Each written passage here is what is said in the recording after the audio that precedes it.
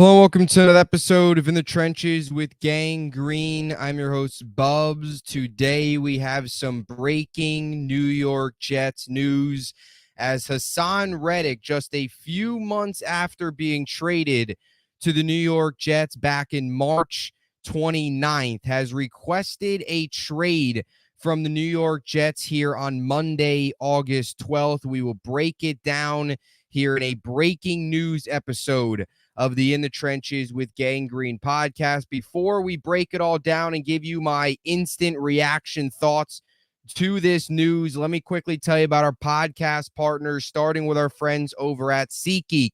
SeatGeek is an app that delivers tickets from all over the internet and puts them into one spot to make it easier for you, the buyer. They rate each ticket on a scale from 1 to 10, so you know what type of deal you are getting. Look for the green dots. Green means good. Those are the tickets. Those are the prices you want to look for at SeatGeek. Plus, my viewers, use promo code BUBSONSPORTS for $20 off your purchase.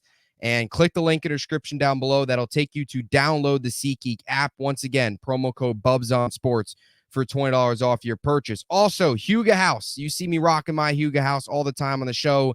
Any of the hats you see Aaron Rodgers rocking, Shane Gillis, Shohei Ohtani, so many athletes and celebrities wear the EDGE House vintage-inspired hats. Use promo code BUBS for 15% off any purchase. All right, now let's get into the breaking New York Jets news here, and that is Haason Reddick requesting a trade. I've talked about this. We've all talked about this a lot in terms of Haason Reddick and the New York Jets, and this entire situation was messy to begin with, was ugly to begin with, and now this afternoon here on Monday, August 12th, as we hit kind of the dog days of summer here in training camp, nearing week 2 of the preseason with week 1 already behind us, it has just gotten uglier. It has just gotten messier, and now the New York Jets star pass rusher that they traded for on March 29th, back in March, has yet to even strap on a New York Jets jersey, has yet to even strap on his pads, rather, for the New York Jets, put a New York Jets jersey over his pads, has yet to even put on a New York Jets helmet, has yet to even touch the grass at One Jets Drive practice facility, has now requested a trade to be dealt away from the New York Jets just a few months after being traded from Philly to the Jets back in March, after New York let Bryce Huff walk in free agency and sign with the Eagles. So an already messy situation has now just turned uglier. And I've said for a while that I thought this would be something that would get done. I thought this would be something that would get done early in camp. I said August 1st was the date I start to worry. And around August 15th was my official panic date, because that was like, okay, you'll have 2 joint practices then. At that point, if you're not in, then you start to worry about football shape. You start to worry about chemistry, him learning the playbook and all that stuff. And here we are, August 12th, and now you're in full-on panic mode if you're a New York Jets fan. Not even so full-on panic mode. You're just in full-on shocked mode. Like, I can't believe this is happening. You never see this happen. I mean, when was the last time? And again, this is instant reaction, so I might go all over the place with some of my thoughts here, because it's frustrating. There's no other way to put it. You go out there and trade for a star pass rusher. You go out there and trade for a guy that's 4th in the NFL over the last 4 seasons in total sacks with 50.5. This is a guy that's a game changer. He's a game wrecker. He's a monster for opposing quarterbacks. And you go out there and you see teams like the New York Giants trade for Brian Burns, and they get the deal done before the trade even happened. And he's at camp. He's got an extension. And now the New York Jets, what felt like they had a verbal agreement, a handshake agreement on Haason Reddick, now all of a sudden he's requesting a trade. It just feels like a same old Jets. You wanted to go throughout training camp without any loud noise, without any major news, fly under the radar, go into the season and win some games. And it's just not happening. Now this is shadow. It's a big cloud now, a big shadow being cast over this team for up to this point has been a majority has been positive reports out of camp with good performances and the talent meshing and Aaron Rodgers looking healthy and all these great things. And now this big dark cloud is just being cast over the Jets with this just very frustrated and annoying situation. And I've said for a while now, right? We've only heard the New York Jets side of things from this. We've only heard, the Jets saying what they believe happened or what they are saying happened. We haven't really heard Haason Reddick's side of things from Reddick's camp. But again, here it is. Connor Hughes tweeting out earlier today as we break down this situation and kind of look at Reddick's side of things. Because like I said, I've for a while now, I've kind of been in the middle with this situation. I understand some people's frustration with Douglas, the thought of, you had Bryce Huff here. You could have just brought him in. You brought him back. You didn't. You went out and traded for Haason Reddick. Why, from Douglas's perspective, why would you think that Reddick, who wanted a new contract in Philly, would now want to come to New York and be okay with it? Be like, oh, I'm a New York Jet. I don't need a new contract. So I understand that side of things. But then when you look at the Douglas and the Jet side of things, it's like they are willing to offer him a deal. They had, it seems like, a verbal agreement, a handshake agreement rather, on the idea that he could play a little bit, prove himself a little bit, and then get a new deal, convert non-guarantees into guaranteed, give him incentives and stuff like that for the next year or two in this all-in window. And that's what this Connor Hughes who tweeted out just a little bit ago, reaffirming basically what has been the case from a Jets angle for a while now. And that is the Jets were informed by Haason Reddick's representation that he would report and play under his current contract. That obviously has not happened. They let Reddick know they were open to adjusting his current deal, converting non-guaranteed to guaranteed, but only when he showed up. They would not commit to him until he committed to them. The Jets will not cater to a player who has never played a down for them before. Understandable, considering the message that would be sent to others in the locker room who also want a new deal. DJ Reed, Michael Carter, etc. If Reddick wants to sit out this entire season, he can, but he will be fined for each day and game he missed. His contract will toll, and the Jets will retain his rights for next season. So that's the crazy part of all this. The Jets will retain his rights he could sit out this entire year, not earn a penny, only lose money. And the Jets would technically have him again next year. They would have his rights next season. So this is Haason Reddick's last-ditch effort. This is Haason Reddick's last Hail Mary, panic mode, just, I got to try something to get a deal. I got to figure out something so I can get my contract type of thing. The Jets still have the leverage here. They don't have to give him deal. They don't have to give him a deal at all. Or they don't have to deal him at all. They don't have to trade him. They won't. And Joe Douglas sent out a statement, which we'll read here in a second, about the whole situation and the fact that they are not going to trade him. So essentially, the Jets still have all the leverage in terms of Reddick can hold out. He could sit out. He could request all the trades he wants. They're not going to trade him. And I don't think they should trade him. You ideally still try and work something out here between the two sides, even though it's gotten this ugly. Hopefully something can be repaired where maybe the Jets and Joe Douglas say, hey, this is what we'll do. We'll convert these non-guaranteeds into guarantee. We'll give you incentives. You've got a week to accept it. If not, you're going to sit out and you're not going to play that, or something along those lines. But it's just a frustrating situation. And I'll be honest here, this is a bad look for Haason Reddick, because you look at the Connor Hughes report and that last sentence, the Jets will not cater to a player who has never played it down for them before. Understandable, considering the message that would be sent to others in the locker room who also want a new deal. DJ Reed, Michael Carter, etc. There are a lot of New York Jets on this team that are looking for new contracts or entering their contract year or entering a year where they could look for a contract in the offseason, whether that's Sauce Gardner, whether that's DJ Reed, Michael Carter, who will both hit the open market after this season. Even a Garrett Wilson, who is going to want his money after this year. Now, I think both of those guys understand we're only in year 3. And if we prove ourselves another year, we're going to get a big-time deal. There will be a payday waiting for Sauce Gardner. But that's the whole thought process here. Well, I'm kind of like, Haason Reddick, this is just a very selfish move. This is a pathetic move. And this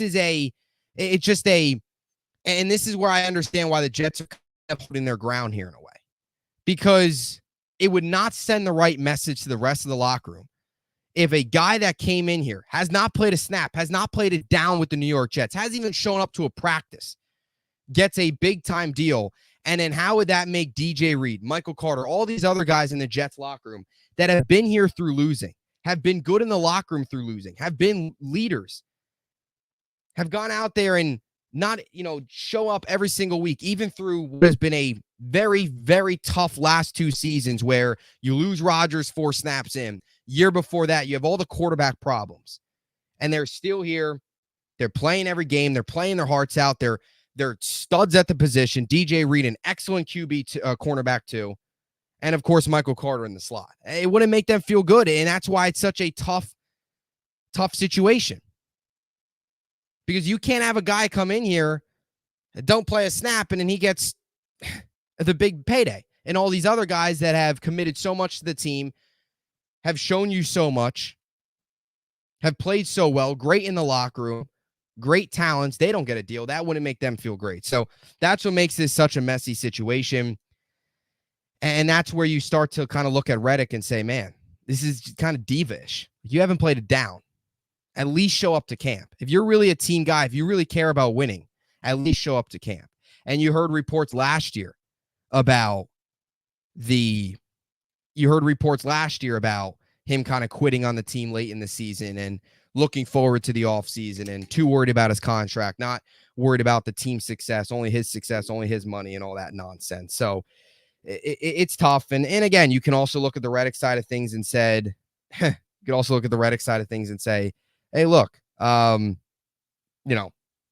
he's not playing with any guarantee. Do you blame him? Whatever. But here's my problem. Haason Reddick, a couple months ago, said, my agents will handle all the contract stuff, all that stuff, and it'll be okay. I'll be here and all that stuff. And now he's not here. He quit he's basically quit on the team before he could even play a snap, before he even played it down, before he even practiced. And that's pathetic, and that's sad. And that's why I agree here with the Jets actually standing firm. You wonder where along this line it changed. Was it the JFM trade where Reddick all of a sudden knew his value went up? It could be. But this was a guy that came in and felt like the Jets side, Reddick side, were all okay with things going out how they were going to go. He would play a little bit. They would convert non-guarantees into guaranteed, give him a bridge deal and all that stuff. Fit the all-in window. And now look at the situation they've got themselves into. And now look what Haason Reddick has turned into. Not a team player at all. It's sad. A pathetic look for him as well. Here was Joe Douglas's statement. We have informed Haason that we will not trade him, that he is expected to be here with his teammates, and that he will continue to be fined per the CBA if he does not report. Since the trade discussions back in March, we have been clear, direct, and consistent with our position. Our focus will remain on the guys we have here as we prepare for the regular season. This is a bad look for Haason Reddick. That's the kind of the conclusion I've come to. Bad look for him. Jets and him were okay with riding this thing out. And now look, the situation that he's in. And what's unfortunate, and this is where Douglas does deserve blame, is the Jets let Huff walk. The Jets traded, and this is what stings the most, the Jets traded JFM because they couldn't fit both Reddick and JFM with their contracts. And that's what stings, because now you look at that, and Douglas is probably feeling a lot of regret. Because you look at JFM now, he was well-respected in the locker room. He was a very good player, could play inside, could play outside, very underrated.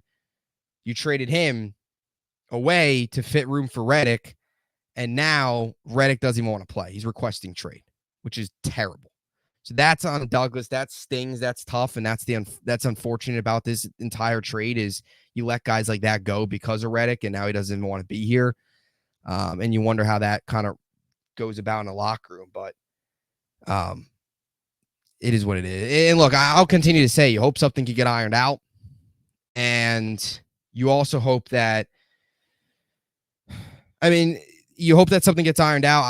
I don't know if it will. Reddick's already paid about $1 million in fines combined from the start of camp to now, and he'll get fined every single day, and that'll hurt Reddick. The Jets have the leverage. Reddick needs the Jets a lot. Both teams need each other. I know there's a lot of Jets fans now. This is another thing. You can't all of a sudden now say, oh, we don't need Haason Reddick. That's not necessarily true. If you're a Jet fan, the drop off from Haason Reddick to Michael Clemens is massive. I mean, you cannot sit here and tell me, oh, we have Michael Clemens and Will McDonald. Will McDonald has shown you some good this camp, but I don't know about Michael. I don't know about Michael Clemens. I mean, you can't sit here and tell me Michael Clemens is going to go out there this year and put up 13, 12, 11 sacks. No chance. So it's still a big blow. I know Reddick, this is a bad look for him. I know it's kind of a diva look. It's a frustrating look because it's a guy that feels like he's quitting on the team or before. Like it's just, if all these things that are being reported are true, he basically kind of went his own way and completely stopped it. He completely ignored the handshake agreement, completely ignored the plan they had in place. And that's not a good look for the player, but you can't deny what he is as a player. You can't. The Jets are not the same team defensive line wise without Haason Reddick. They aren't. You can't sit here and tell me Michael Clemens and Will McDonald can take over for him. No, they're not even in the same stratosphere. So we'll see. But frustrating situation, just annoying, and it's messy. It's ugly, and it's a cloud now over the Jets that just is not necessary. And that's the frustrating part of this all. But we'll see what happens. Again, this is kind of breaking news. Apologize if I was all over the place. This was breaking news. I might have another episode out later today or even tomorrow breaking down the whole situation and all that stuff. But this is it. The Haason Reddick trade request. Let me know your thoughts in the comment section down below on the Reddick situation. What happens next? Do they deal him? Do they don't deal him? And yeah, it's it is what it is. But I think for my perspective, I'm in the boat of the Jets are standing ground. They should stand ground. They should not give him to a player that hasn't even practiced yet. Haason Reddick's giving off a very big diva vibe. So, as always, until next time, JETS, Jets, Jets, Jets.